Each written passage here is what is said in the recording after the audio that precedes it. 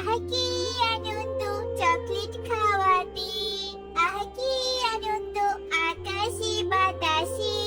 Tony যখন একা মনের আনন্দে তার বাড়ির গাছের ডালে বসে চকলেট খাচ্ছিল, ঠিক তখনই সেদিক দিয়ে মুন্নি উড়ে যাচ্ছিল। টনিকে দেখে মুন্নি বলে, কি রে টনি, বাহ, ভালো তো আরামে বসে চকলেট খাচ্ছিস, আর আমরা এদিকে শস্যদানা সংগ্রহ করতে গিয়ে হিমশিম খাচ্ছি। তা তুই শস্যদানা সংগ্রহ করতে যাবি না?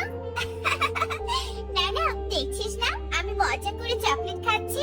আমি বাবা একা পাখি, খাই তাই বসে থাকি। তোদের সন্তান আছে, স্বামী আছে, তোরা শস্যদানা সংগ্রহ কর, আমার কোনো দরকার নেই। টনির এমন কথা শুনে মুন্নি সেখান থেকে চলে যায়। অন্যদিকে হঠাৎ করে টনির বাড়ির পাশে সুখী পায়রার বাড়ি থেকে করুণ সুরে কান্নার আওয়াজ ভেসে আসে। সেই কান্নার শব্দ শুনে টনি বলে ওঠে, এ কি, সুখী পায়রা কাঁদছে কেন? সুখীর কোনো বিপদ হলো না তো?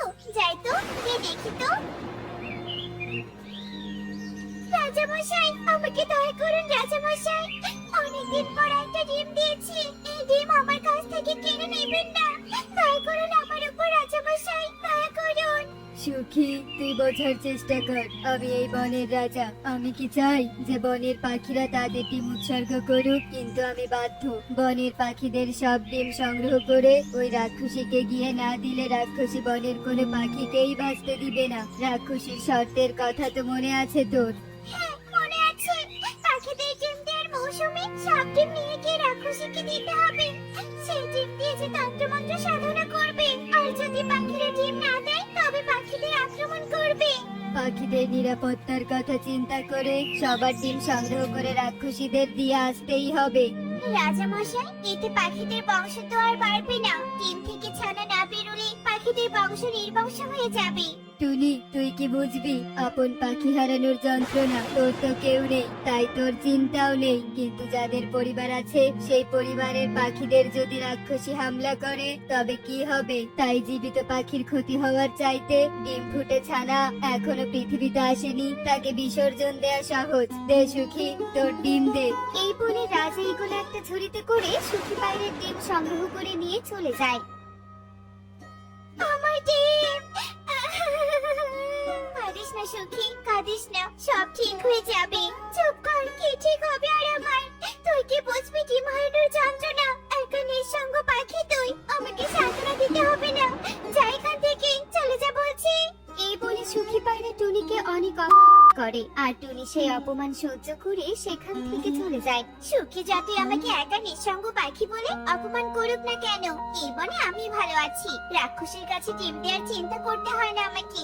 যাই, আমি বরং ঘরে গিয়ে ঘুমিয়ে পড়ি। এই বলে টুনি তার বাড়িতে চলে যায়। অন্যদিকে রাজা ঈগল সব পাখিদের ডিম সংগ্রহ করে আর বনের গভীরে একটা গুহার সামনেই চলে যায়। রাক্ষসী, রাক্ষসী, আমি এই বনের রাজা ঈগল, আমি এসে গেছি। তোমার কথা মতো পাখিদের সব ডিম সংগ্রহ করে নিয়ে এসেছি।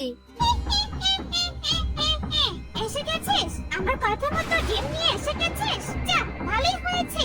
আমার তন্ত্রমন্ত্র সাধনার জন্য ডিম সংগ্রহ হয়ে গেছে। এবার যে আমার আর একটা জিনিস চাই। আমি আমার বনের পাখিদের সুরক্ষার জন্য তোমার কথা মতো সব ডিম এনে দিয়েছি। আমার কাজ শেষ, তুমি আর কোনোদিন আমার বনের পাখিদের ক্ষতি করার চিন্তা করবে না। আমি এবার আসি। দাঁড়া, কোথায় যাচ্ছিস?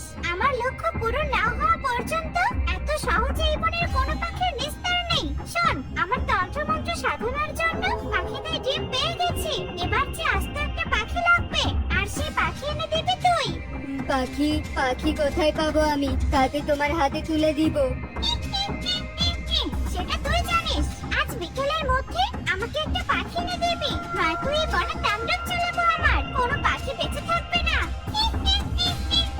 যা যা, পাখি সংগ্রহ করে নিয়ে আয়, যা। রাক্ষসীর কথা শুনে অসহায় রাজা ঈগল সেখান থেকে চলে যায়, আর রাক্ষসী ডিমের ঝুড়ি নিয়ে গুহার মধ্যে আবারও প্রবেশ করে। অন্যদিকে রাজা ঈগল বনে একটা মিটিং ডাকে। টুনি বাদে সেই মিটিং এ সব পাখি উপস্থিত হয়। আমি বনের সবাইকে একটা দুঃসংবাদ দিতে চাই। আমাদের পাখিদের জীবনে আর কি দুঃসংবাদ আছে রাজামশাই? বনের রাক্ষসের জন্য তো আমাদের সব ডিম বিসর্জন দিতে হয়েছে, আর কি বাকি আছে?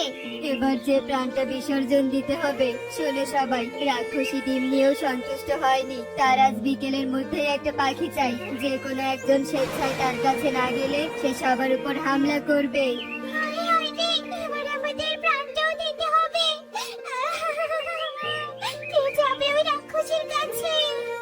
ডিম বিসর্জন দিয়েছি, কিন্তু আমরা প্রাণ বিসর্জন দিতে পারবো না। রাজা মশাই, আপনি নিজে ওই রাক্ষসীর কাছে যান, নিজের প্রাণের বিনিময়ে আমাদের বাঁচান। না না, আমি নিজের প্রাণ বিসর্জন দিতে পারবো না। বনের রাজা হয়েছে বলে কি আমার বাঁচার অধিকার নেই? আমাকে বাদ দিয়ে বলো কে যাবে রাক্ষসীর কাছে, নয়তো একজনের বদলে সবাইকে মরতে হবে। শোনো, আমি একটা বুদ্ধি দিচ্ছি। আমাদের সবার তো পরিবার আছে, আমাদের পরিবারের কারোর ক্ষতি হলে সবাই সবার জন্য কষ্ট পাবো। কিন্তু অন্যদিকে টুনি একা, টুনির জন্য আফসোস করার কেউ নেই। টুনিকে বুঝিয়ে আমরা রাক্ষসীর কাছে পাঠাতে পারি।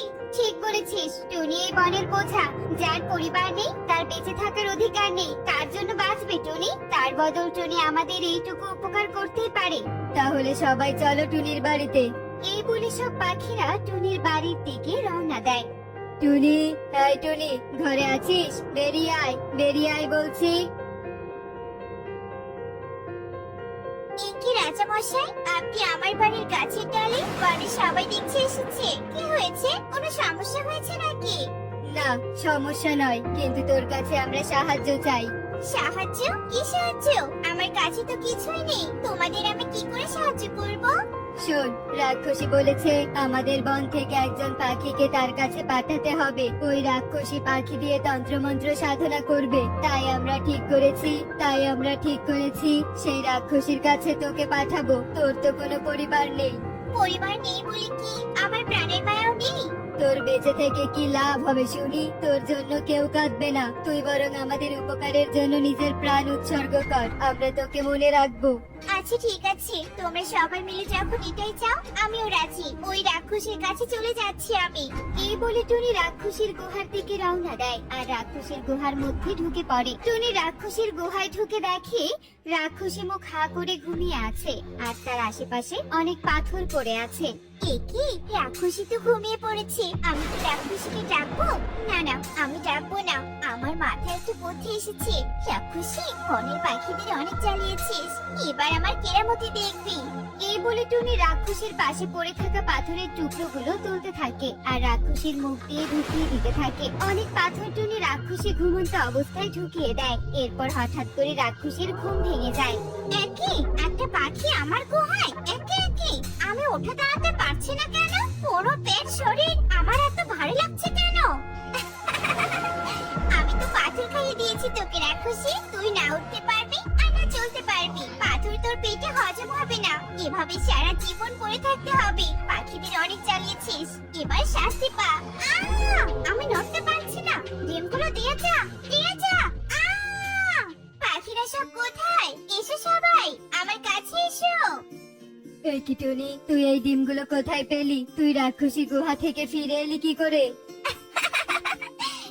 বলছি সবই তোমাদের বলছি। এই বলে টুনি সবাইকে তার বুদ্ধির কথা বলে। সবাই তার বুদ্ধির কথা শুনে ভীষণ অবাক হয়ে যায়। কি বলছিস টুনি? তুই তো দারুণ বুদ্ধি করেছিস। ওরে টুনি, তোকে কত খারাপ কথা বলেছি, কটু কথা বলেছি। তোর পরিবার নেই বলে রাক্ষসীর মুখে তোকে এগিয়ে দিয়েছি। আর সেই তুই কিনা বুদ্ধি দিয়ে রাক্ষসীকে হারিয়ে আমাদেরকে উদ্ধার করে এনেছিস। ক্ষমা করে দে আমাদের সবাইকে, ক্ষমা করে দে। তোমরা তো আমার পরিবার, তোমাদের সবার জন্য আমি কাজ করব। এবার দেরি না করে চার ডিম নিয়ে যাও। বনের সবাই টুনিকে তার উপকারের জন্য কৃতজ্ঞতা জানিয়ে সেখান থেকে ডিম নিয়ে চলে যায়। আর এরপর থেকে টুনি একা হলেও বনের সবাই তাকে ভালোবাসতে